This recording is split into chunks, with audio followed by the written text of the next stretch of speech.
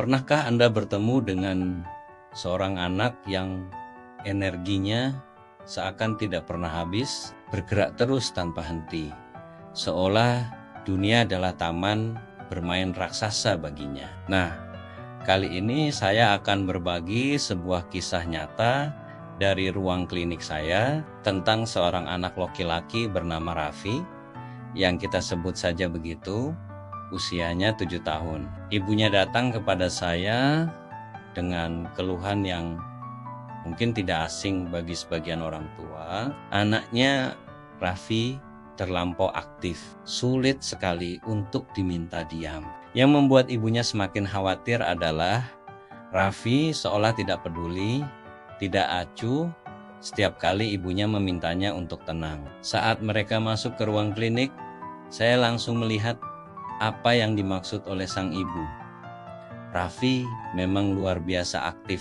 Dia bergerak ke sana kemari dengan lincah sambil mengoceh. Sepertinya sedang membayangkan sesuatu dalam dunianya sendiri.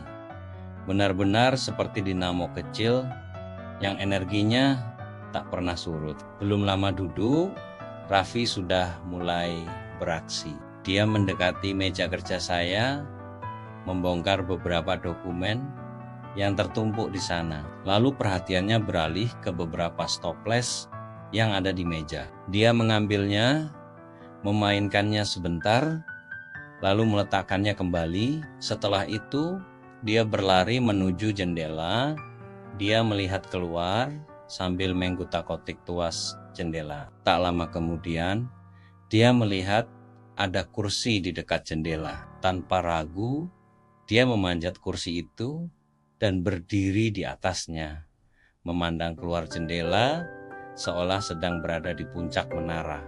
Dan dia melompat turun dari kursi itu, seakan-akan dia baru saja melompat dari sebuah tebing tinggi dalam petualangannya.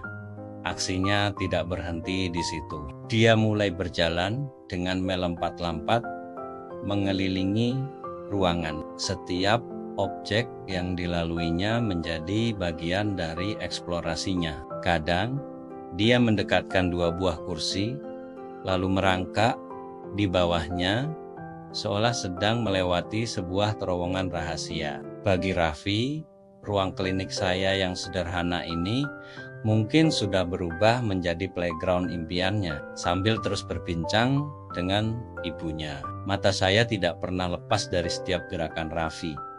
Saya perhatikan polanya, naik kursi, lompat, keliling ruangan, main stoples, utak-atik jendela, merangkak di bawah kursi, dan seterusnya. Semua itu dia lakukan berulang-ulang, hampir seperti sebuah ritual yang sudah terprogram. Tentu saja sang ibu merasa tidak enak. Berkali-kali beliau menegur anaknya, "Raffi, diam dong." Apalagi saat Raffi melompat-lompat melewati ruang antara saya dan ibunya. Tapi seperti yang dikeluhkan ibunya, Raffi tidak pernah sekalipun menanggapi. Ia terus asik dengan dunianya. "Ya, seperti itulah anak saya, Pak," kata ibunya dengan nada pasrah. Saat itu, sebuah pemikiran terlintas di benak saya. Sebuah hipotesis sederhana, jangan-jangan anak ini bukan tidak mau patuh. Jangan-jangan dia memang belum paham atau belum bisa memaknai apa arti dari kata diam. Saya memutuskan untuk mencoba sebuah pendekatan yang berbeda. Tepat setelah saya melihat Raffi melompat turun dari kursi, saya tidak menegurnya. Sebaliknya, saya memberikan komentar positif atas apa yang baru saja dia lakukan. Dengan nada antusias saya berkata, "Bagus Mas Raffi, loncat dari kursi. Keren, pinter banget Mas ini." Pinter. Saya terus melakukan hal yang sama. Setiap kali Raffi menyelesaikan satu ritualnya, saya langsung mengomentarinya. Ketika dia kembali menggotak-gotik tuas jendela, saya berkata, "Ya bagus, sekarang enggotek-gotik tuas jendela. Oke, dan begitu seterusnya. Kemudian ketika dia mulai berloncatan keliling ruangan lagi, saya berkata, "Bagus mas, sekarang loncat-loncatan. Ayo, yang lama ya, jangan berhenti." Saya sengaja memberinya izin untuk melakukan apa yang memang sudah dia lakukan. Nah, disinilah saya mulai menyelipkan sebuah perintah. Diam-diam saya berkata, "Nah, setelah lompat-lompatan, Mas Raffi langsung naik ke kursi itu lagi. Terus langsung lompat turun." Oke, dan apa yang terjadi? Sesuatu yang menarik. Raffi, yang tadinya tidak pernah merespon siapapun, tiba-tiba berhenti sejenak. Dia menoleh ke arah saya, lalu tersenyum kecil, seolah ada koneksi yang baru saja terjalin. Dan sambil terus menatap saya, dia benar-benar melakukan apa yang saya perintahkan. Dia naik ke kursi, lalu lompat turun, persis seperti apa yang saya katakan. Ini adalah sebuah terobosan. Saya mulai menggunakan pola yang sama. Karena saya sudah mengamati urutan aktivitasnya, saya mulai memberikan aba-aba atau perintah kepadanya untuk melakukan apa yang biasanya dia lakukan. Saya berkata, "Ayo, sekarang merangkak di bawah kursi." Awalnya dia tidak langsung mengikuti. Dia malah kembali bermain stopless. Saya tidak menyerah.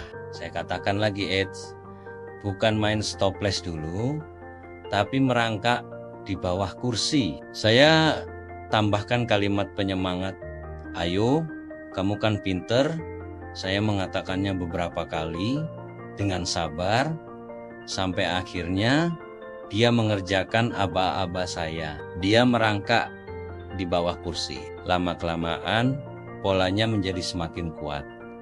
Dia selalu melaksanakan aba-aba yang saya berikan. Saya perintahkan dia untuk yutiketik tuas jendela, dan dia langsung melaksanakannya. Koneksi antara kami semakin terbangun. Dia mulai memahami bahwa ucapan saya adalah sebuah instruksi yang bisa dia ikuti. Setelah beberapa kali berhasil dengan pola ini, saya merasa ini saatnya untuk mencoba sesuatu yang baru.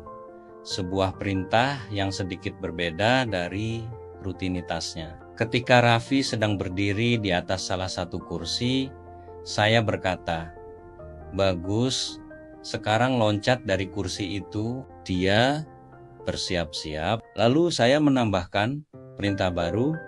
Setelah itu, "Tolong mas, ambil satu permen di dalam stopless yang di atas meja, lalu berikan permennya untuk saya." "Ayo, mas pinter kok, pasti bisa."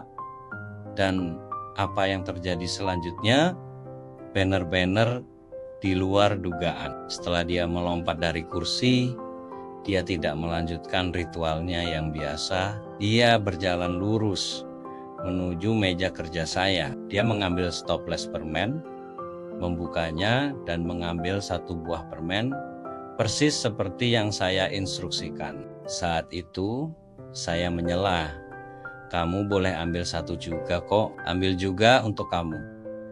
Dan dia pun mengambil satu permen lagi untuk dirinya sendiri. "Bagus, sekarang tutup lagi ya stoplessnya, dan taruh lagi di tempat semula." Dan Masya Allah, anak itu melakukan semua perintah saya dengan sempurna. Dia menutup stoplessnya dengan rapat, meletakkannya kembali di meja, lalu berjalan menghampiri saya untuk menyerahkan satu permen. Saya menerima permen itu dan berkata, "Terima kasih ya, Mas Raffi." Dia tersenyum lebar, lalu dengan gembira membuka bungkus permennya sendiri dan mulai mengunyahnya. Sebuah momen kemenangan kecil bagi kami berdua. Namun, tantangan sesungguhnya belum selesai. Setelah menikmati permennya, instingnya untuk kembali aktif muncul lagi. Ketika dia akan mulai bergerak, saya langsung menyela dengan perintah yang paling krusial, bagus. Sekarang diam ya, duduk di kursi, dan dia tetap melanjutkan aktivitasnya. Dia sama sekali tidak menanggapi perintah saya untuk diam, seolah kata itu tidak ada dalam kamusnya. Hal ini semakin mengkonfirmasi dugaan awal saya. Anak ini mungkin memang benar-benar belum memahami konsep dari kata diam. Dia bisa mengikuti instruksi yang konkret dan berurutan, tapi instruksi yang abstrak seperti diam sepertinya belum bisa dia proses. Nah, bagaimana kelanjutannya? Bagaimana cara saya akhirnya mengajarkan konsep diam kepada Raffi? Kisah ini masih panjang dan semakin menarik. Sampai di sini dulu ya. Nanti kita akan lanjutkan cerita tentang Raffi ini di bagian kedua. Jangan lupa untuk subscribe dan nyalakan loncengnya agar tidak ketinggalan kelanjutan ceritanya.